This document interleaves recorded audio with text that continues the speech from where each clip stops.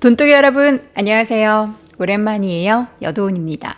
제가 옆집에 숲을 좀 꾸미느라 우리 돈TV에는 자주 방문하지 못했어요.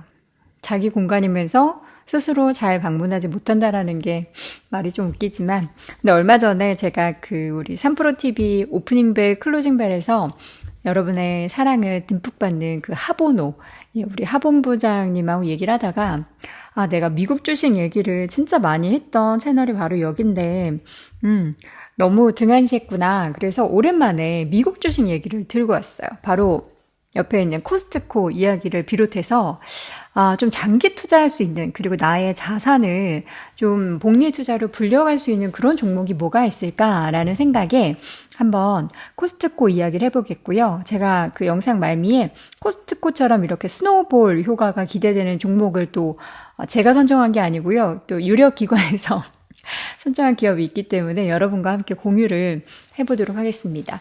겨울이에요, 여러분. 너무 추워요. 근데 추워서 좋은 건 제가 되게 좋아하는 겨울 옷을 입을 수 있어서 좋습니다. 저는 겨울에 태어나서 그런지 겨울을 가을 다음으로 좋아해요. 가을을 만끽을 잘 했고, 아쉽게도 2024년 가을은 끝났고 이제 겨울이 남아 있으니까 우리 남은 한 달 반 잘 이 2024년을 보냈으면 좋겠습니다. 아깝잖아요. 꼬박꼬박 여러분도 잘 보내셨으면 좋겠고요. 코스트코. 뭐든 꾸준한 게 진짜 어렵잖아요. 그래서 그 꾸준함의 대명사라고 저는 생각을 하고요. 기업들 중에서 저는 숫자 맞추는 걸 보고 깜짝 놀랐어요. 그래서 무슨 숫자를 맞추느냐. 예전에 한번 저희가 올무브의 새벽에 회계사님 모시고 이야기 나눴을 때 코스트가 3%로 있는 거 알고 계시죠? 제가 무슨 숫자인지를 까먹었어. 재무제표 안에서 3%를 맞추는 게 있었는데 잉여현금이었나? 영업이익률이었나? 그 숫자가 기억이 안 나.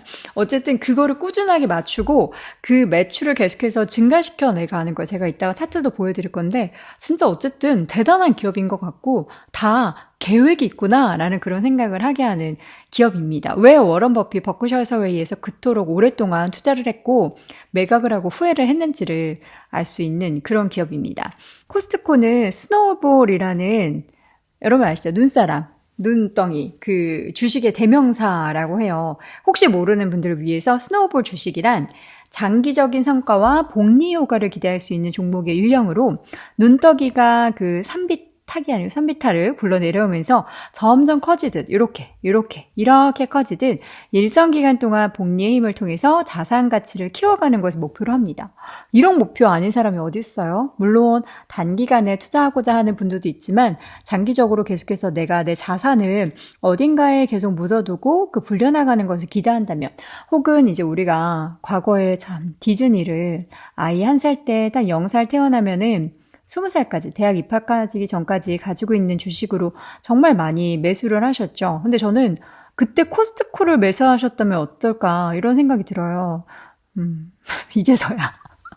저는 제가 만약에 아이가 있다면 주식들 중에서 ETF를 위주로 담아줄 거긴 하지만 코스트코를 꼭 담아주고 싶어요. 또 빨리 태어나야 되는데. 아무것도 없는데 어떡하지? 워런 버핏의 스노우볼 투자 원칙에 대해서 여러분께 소개해드리면 어떤 기업이 스노우볼 관련한 그런 주식이구나라는 것을 아실 수 있을 거예요. 일단 문장으로 정리해드리자면, 스노우볼 주식은 시간이 지날수록 자본과 이익이, 그냥 이익만 늘어나는 게 아니라 자본도 같이 늘어나는 거예요. 눈덩이처럼 불어나는 기업을 뜻하고요. 높은 ROE를 유지하면서 내부적으로 성장 자금을 조달할 수 있는 기업을 이야기를 합니다. 그러니까 돈이 빵빵하게 있어야 돼요. 성장만 하고 부채가 늘어나는 게 아니라 돈이 있어야 돼요. 안정적인 현금 흐름을 갖춘 사업, 그리고 장기적인 경쟁 우위, 해자를 지닌 회사를 스노우볼 주식이라고 보고요. 버핏은 이러한 기업들이 시간이 지나면서 복리 효과를 발휘해서 가치를 크게 키울 수 있다라고 믿었습니다. 자, 1번. 대표적인 기업들 특징 중에서 1번은 장기적인 복리 효과. 장기 투자하면은 되게 막연하기만 한데, 내가 40대인데 한 10년, 5년 이렇게 바라보면서 주식 투자를 할 때 계절을 나눠두시면 좀 좋을 것 같아요. 뭐 종목을 나눠두시는 것도 좋은데 계절을 나눠두는 것도 방법 중에 하나고, 그리고 요새 뭐 스파이나 SCHD, 그러니까 슈도 이런 거 비교할 때도 좀 단기적으로 종목을 가져갈지 중장기적으로 가져갈지에 따라서 뭐라 그러죠? 재투자하는 것도 생각해가지고 여러분들 투자하시잖아요. 그런 면에서 코스트코도 장기적으로 우상향을 하고는 있어요. 차트 먼저 좀 보여드릴까요? 여기 보면은 장기적으로 이게 90년대부터 주가 차트예요. 엄청나게 우상향을 하고 있죠. 근데 또 이게 중간중간에 얼마나 부침이 있었겠어요. 부침 없는 기업이 어디 있어요. 그러니까 코스트코를 투자할 때도 한 개 계좌에는 내가 20년을 끌고 가겠다. 한 개 계좌에는 한 3년 뒤에 내가 전세 자금 업그레이드 하기 위한 자금으로 모아두겠다 하는 방법도 저는 괜찮을 것 같아요. 1번 장기적 복리효과 얘기하다가 너무 길어졌는데 어쨌든 버핏의 복리를 통한 장기 성장을 믿기 때문에 가치가 높지만 저평가된 주식을 선택해서 오랜 기간 보유하면서 자산이 기하급수적으로 성장하는 효과를 기대를 하는 기업을 선택을 합니다. 스노우볼 효과의 핵심이라고도 볼 수 있겠고요. 두 번째, 앞서서 제가 경쟁 우위 이야기할 때 해자라는 단어를 썼죠. 해자라는 거 여러분들 그 이미지 검색해 보시면은 딱 이렇게 우물이 뜰 거예요. 그리고 이 중간에 아무도 들어올 수 없는, 여기 밖에 물이 이렇게 있어서 이 성곽 안으로 아무도 들어올 수 없는 거예요. 그러니까 내 사업적 위치가 그런 거예요. 코스트코는 나만의 딱 이렇게 성을 만들어 놓고 그 주변에서 쉽게 넘어올 수가 없는 거예요. 그러니까 이런 기업들은 시간이 지나면서 점점 더 강력한 위치를 차지하게 되고 나의 자산을 눈덩이처럼 불려지게 만들어주는 그런 기업들이라는 겁니다. 자, 그리고 배당금 재투자와 현금 흐름. 이거 좋아하시는 분들 요새 되게 많아요. 슈도 투자도 약간 요 관점에서도 많이 보시는데, 배당금 재투자와 현금 흐름. 버핏은 안정적인 현금 흐름을 지닌 기업을 선호하고 배당금을 재투자해서 자산을 더 키우는 전략을 펼칩니다. 배당금 받았다고 그걸로 홀딱 고기 사 먹고 차 받고 그런 게 아니라 자산을 다시 한번 재투자해서 더 키운다라는 거죠.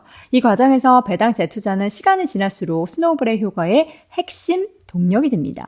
그래서 우리가 ETF 투자하는 것 중에서 그냥 바로 재투자할 수 있는 그런 ETF가 따로 있잖아요. 그런 것들이 더 단기적으로 복리 효과가 더 커지기 때문에 여러분들도 잘 유념해 두시면 좋을 것 같고요. 그리고 네 번째, 가치 투자와 인내심. 버핏은 저평가된 가치가 가진 주식을 찾아내서 장기적으로 보유하고 일시적인 시장 변동 흔들리지 않고, 굉장히 많이 흔들리죠, 우리들은. 가치가 반영되는 때까지 인내심을 갖고 기다리며 복리 효과를 최대로 이끈다 라는 겁니다. 제가 지금 목이 싫어가지고 좀 이렇게 할게요. 너무 추워. 그린 투자를 할 때 복리 효과라는 단어를 한 번 체험을 하신 분들은 뭔지 아실 거예요. 근데 한 번도 체험 못 하신 분들은 네, 진짜 내일 바로 돈이 나오는 그런 주식이, 그런 코인 투자가 더 좋지 않나 이렇게 생각하는데, 한번 경험하시면 복리 투자의 마법과 이 위대함을 체험을 하실 수 있을 겁니다. 그러나 이런 버핏이 2020년 3분기에 보유 중이던 코스트코의 지분을 다 팔아요. 이게 무슨 일인가? 01년도, 그러니까 어디에는 99년도에 매수했다라고는 하는데 어쨌든 한 20년간 가지고 있었던 주식을 팝니다. 물론 그 사이에 엄청 오래 기다렸어요. 10년, 물론 여기 가격 상승률도 대단하겠죠. 근데 이제 이만큼 올라왔는데 이거를 누리지 못하고, 이 가파른 각도를 누리지 못하고 아쉽게도 팔았어요. 그래서 주식통계에서는 코스트코를 매각한 거에 대해서 굉장히 후회한다라고도 이야기했다라고 하더라고요. 최근 1년 동안의 차트도 보여드릴게요. 올 1월부터 지금 YTD를 기준으로도 40%. 와, 대단하죠? 40%의 수익률을 기록을 했고요. 벌써 $900로 넘어섰네요. 그리고 손익계산서 매 분기 동안의 수익이나 그 순수익을 보면은, 순수익이었나? 순수익 비율 맞추는 거였나? 순수익 비율인가? 그 숫자가 생각이 안 나, 뭔지. 어쨌든 정말 이게 꾸준하고, 매출은 계속 늘어나고, 그러니까 이것을 방어하기 위해서 계속해서 연간 회원권을 올릴 수밖에 없는 거예요. 그리고 사실 온라인이 너무나 크게 자리 잡고 있기 때문에 사실 오프라인 백화점 같은 경우에는 메이시스도 그렇고 엄청나게 적자잖아요. 근데도 코스트코는 다르다 이거예요. 그래서 누가 오프라인 매장의 종말론을 말하였는가? 회원제 할인점 미국 코스트코가 올해 9월 순매출이 246억 달러로 전년 같은 기간 대비 9% 늘었어요. 멤버십 인상 소식 여름에 있었잖아요. 근데 저는 우리나라 멤버십이 저렴한 건가 싶었어요. 미국이 물론 물가가 우리나라 대비 거의 두세 배 비싸지만 우리나라는 제가 기억하기로는 한 1년에 3, 4만 원 아니었어요? 아닌가? 맞죠? 근데 미국은 60에서 65달러로 올렸대요. 65달러면 우리나라 이게 기본이거든요. 이렇게 등급이 있더라고요. 거기도. 한 8만 원 되는 거 아니에요? 지금 환율로 따지면 8, 9만 원? 근데도 사람들이 다 코스트코를 찾는다라는 거죠. 그리고 코스트코가 퍼가 50배예요. 아마존이 33배인데 이거보다 주가 프리미엄이 높은 거예요. 그럼에도 불구하고 매출이 최근 3년간 연평균 10% 가까운 증가세를 보이니까 빅테크 못지않게 오늘 사실 유통기업이고 이렇게 덩치가 큰 기업인데 그럼에도 성장주다. 근데 9월에서 10월 사이에 사실 근데 증권가에서는 지켜보라고 했어요. 그러니까 지켜보라는 게 잘 지켜보다 사세요 이런 게 아니라 좀 당분간 부침이 있을 것 같아요 라고 했는데 진짜 그러더라고요. 주가가 이렇게 횡보를 보였다가 그 다음에 11월부터 이렇게 올라가곤 합니다. 이게 왜 올랐는지는 모르겠어요. 지금 시점에서 코스트코가 4분기 주당 기대치를 4.5% 뭐 상회했다라고 하고 지금 매출 증가율이 나오고도 있고 이커머스도 괜찮고 갱신류 같은 경우에는 근데 하락 전환하게 요게 가장 큰 악재였던 거죠. 앞서서 그 순이익 맞추고 그리고 계속해서 멤버십 가격 올리고 하는 것은 이 회사가 유지가 되기 위한 장치 중에 하나가 이 멤버십 가격 오르는 거거든요. 근데 그리고 나서 멤버십 가격 인상의 영향이 지금 적용이 되는 거 아닌가. 14개 분기 만에 하락 전환했다라는 게 조금 우려될 부분이 아닌가라는 겁니다. 북미 같은 경우에 여기 지금 보면 조금 슬로해진 거 보실 수 있죠. 물론 중간중간에 이렇게 한 번씩 꺾일 때가 있어요. 근데 지금 거의 우상 추세 보이다가 여기서 이렇게 꺾였다라는 거. 미국 경기가 뭔가 문제가 있는 게 아닌가? 근데 요새 소비 데이터 관련한 거 보면은 굉장히 강하잖아요. 코스트코의 문제인가? 그래서 이거를 좀 지켜보자라는 거죠. 그럼에도 불구하고 주가는 근데 최근에 올라가지고 아니면은 글로벌 갱신율의 문제인가? 저는 최근에 코스트코를 하도 안 가서 잘 모르겠어요. 마트 장 본 지가 너무 오래돼가지고 거의 쿠팡으로 시키고 쓱닷컴으로 새벽에 배송하는 걸로 시켜가지고 많이 안 갔는데 그럼에도 불구하고 저는 코스트코 할 거다라는 생각이 너무나 많이 들기 때문에 여러분들도 스노우볼 관련한 뭐 ETF도 있긴 하지만 이 코스트코 개별 종목의 추이를 한번 보면서 저는 오히려 이런 종목, 그러니까 미국 주식 같은 경우에는요, 제가 그래도 오랜 기간 지켜보면서 느낀 바로는 괜찮은 기업 있죠. 앞으로 성장을 조금씩이나마 계속 이어갈 수밖에 없는 그런 해자가 있는 기업들은요, 주가가 빠지잖아요. 갑자기 막 빠져. 그럼 이때가 매수 기회예요, 항상. 빅테크 종목들도 그랬고요. 항상 이때 사면은 뭐 구글, 애플, 마이크로소프트도 다 뭐 얘만 소외가 됐다, 얘 왜 이렇게 안 오르냐. 그럴 때 매수를 해놓으면은 다른 애들 쫙 다 올라가고 쉴 때 쏴쏴쏴 하면서 올라가더라고요. 그래서 그런 기업은 미국 주식에서 잘 담아볼 만한 종목으로 여러분들이 리스트업을 해둬도 좋을 것 같아요. 그리고 이 밖에 또 다른 스노우볼 종목들이 있어가지고 제가 일단 아래의 종목들은 투자에 대한 참고용일 뿐 추천이 아님을 밝힙니다. 스노우볼 유형 미국 주식 15개 해가지고 레피니티브 자료를 가지고 왔는데요. 1등이 여기인데 헬스케어 종목들이 꽤 많아요. 유나이티드 헬스그룹, 그 다음에 코스트코가 2등으로 들어가 있고요. 모르는 기업이 되게 많아요. 생경한 기업들. 그러니까 제가 모르는 기업이죠. 여러분 아시겠죠? 엘리벤스 헬스, 페이첵스, 페이너, 레스메드, 엔시스, 롤린스. 다 처음 보는 기업인데. 아카마이 테크놀로지. 그러니까 이런 거를 여러분들이 이렇게 보시고, 이게 뭐야? 이렇게 넘기지 마시고 한 번씩 검색을 해보시라는 거예요. 구글링 해보세요. 아, 이런 기업이구나. 주가도 한번 보시고, 얘네 매출이 왜 이렇게 늘어나? 얘네가 또 미국 안에서 이런 생태계를 가지고서 이런 혜자를 가지고 있구나라는 것을 한 번씩 보시라는 거예요. 유니버셜 헬스 서비스스, 헨리 잭 앤 어소시에이츠. 그러니까 진짜 다 약간 이거 말고는, 이 두 개의 기업 말고는 좀 약간 생소한 기업들이 많지 않아요? 자, 여러분께 숙제. 이 기업들을 모두 다 한 번씩 공부하라고까지 안 해요. 구글링 해본다. 저도 해봤어요. 모르는 척 하는 거예요. 근데 보면서 이런 기업도 있구나. 역시 미국에는 내가 아는 기업보다 모르는 기업이 더 많구나라는 그런 생각이 들었습니다.